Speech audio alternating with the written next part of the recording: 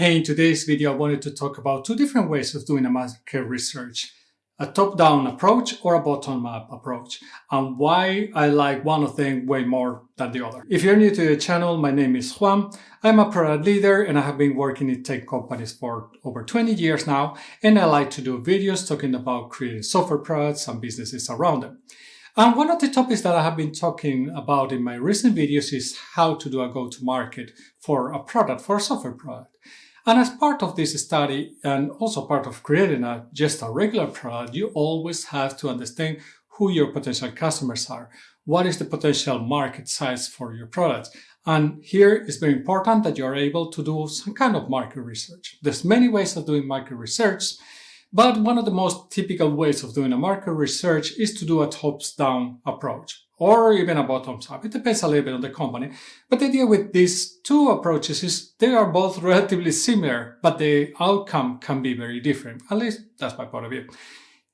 If you're doing a top-down approach, where you're looking typically is that, let's say that we want to create a product for software engineers. And I'm going to say, well, in the world, I'm making this up. I had no clue how many software engineers are out there. Let me Google it. So a quick data that I have found while Googling it is that in the US, there is over 600,000 software engineers. Let's start with that number. Of course, worldwide, there's going to be more. Let's say maybe that worldwide, that number is 5 times more or 6 times more. I honestly don't know, but let's say it's around the 3 million to 4 million software engineers that there will be worldwide. That's a relatively big number, and obviously whenever you create a product for them, you are not going to target or you're not going to be able to get everybody as part of your offering. So what a top-down approach does is that usually thinks that, well, this is the market, the total addressable market that will be, and let's say that my potential addressable market will be that I would take like about 1% of these software engineers out there, and I would address them, and I will have a solution for them, let's say within a year. Once I think that it's rolling up, I have done all my marketing strategies, I have all my Salesforce or sales channels set up, and so on. So basically you have a study where you start with a 3 million as a potential total addressable market for your product, and where you go to the actual thought of how many people you can address, you end up having 30,000, which will be the 1%. A much more realistic approach would be doing a bottom-up approach from my point of view. Because for several reasons, even if in the end you want to have a product that is going to be a solution for all software engineers, realistically, usually in the beginning, you are not going to have that. And you are going to have other limitations. So for example, let's say that, hey, my software or the product I'm going to create is not only for software engineers, but realistically in the very beginning, the very first versions is going to be only for front-end engineers. And I'm only going to also launch it in the US. For whatever reason, taxation, whatnot, I may not have all the e-commerce, platform, the e-commerce platform in place, and I need to develop it in the future to adapt and support other countries because of taxation and whatnot. That already reduces quite much. So I'm talking now about these 600,000 software engineers in the US, and I had to cut down from there which ones are front-end engineers. Sincerely, I had no clue, and I'm making the numbers here, but let's guess that around 200,000 of those 600 are front-end engineers. Then I might have also other restrictions. It might be that for whatever reason, my product is only selling to small companies, because for whatever reason, the solution I'm building at this point is not scalable, and I'm not going to be able to tackle everybody that is out there.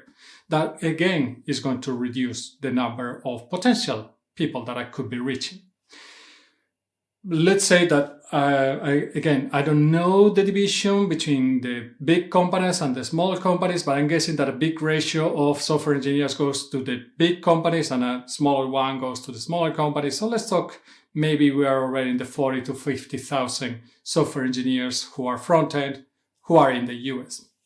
That's already reducing quite much that initial chunk that I thought that was going to be available. And let's say that another restriction would be that I would be only supporting one language for front-end development. It might be that I'm using or focusing on React or something like that, and that would be the people that I can actually realistically address. And now we are going to be talking about, and this is probably, again, I have no idea, but let's say that React has a 20% or 20% of the software engineers know React. Software engineers that do front-end in the US. That would again take me from the, let's say, 40K people to 10K people. And of course, you already see the difference now between the 30K that is estimated in the old one and the 10K that is estimated now. And from here, I'm still only talking about these are the potential customers that I could be reaching. They are not my estimation of the ones that I think that I'm going to convert into customers. You still have to do that calculation. That will be, again, another percentage. And maybe even, I don't know what would be the conversion rate, but there you're going to, again, reduce. And again, I'm making these numbers, so just don't take it very seriously. But if you think that you could have a 10% of that market share, because it's a very realistic market share, it's relatively approachable, I know where they are, then I will be talking only about 1,000 software engineers. That would be a very big difference and a big leap from the assumption of I'm going to take about 1%. Yeah, well, okay. In a top-down approach, of course, you could do a much more realistic estimation or a much more educated estimation.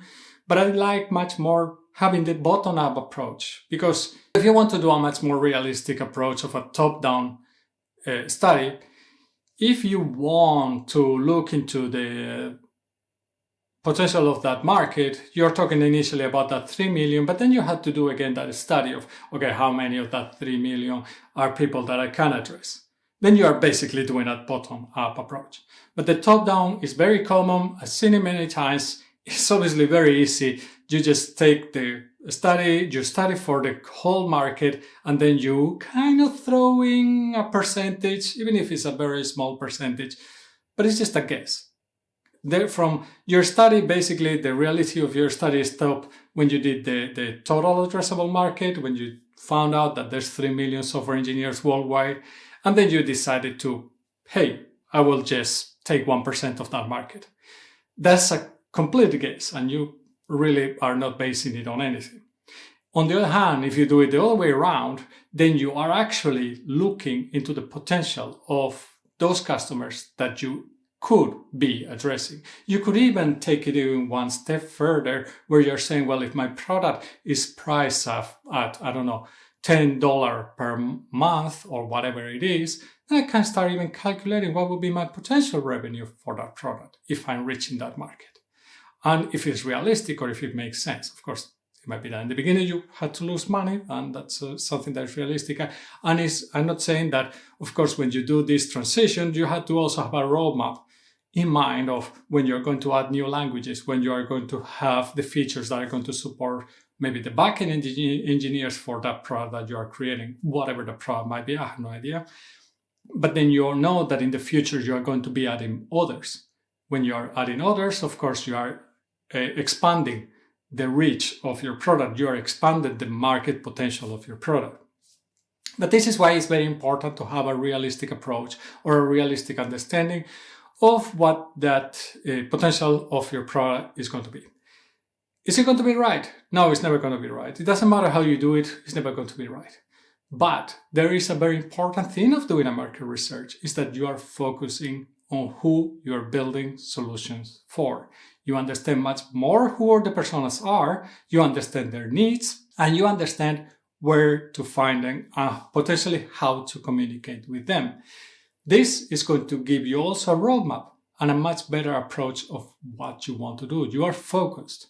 You know who you are going to target. You're going to target software engineers in the US who are front-end and who are working with React, instead of I'm building a product for software engineers, which would be a problem in itself, because then you don't know exactly what features do you need.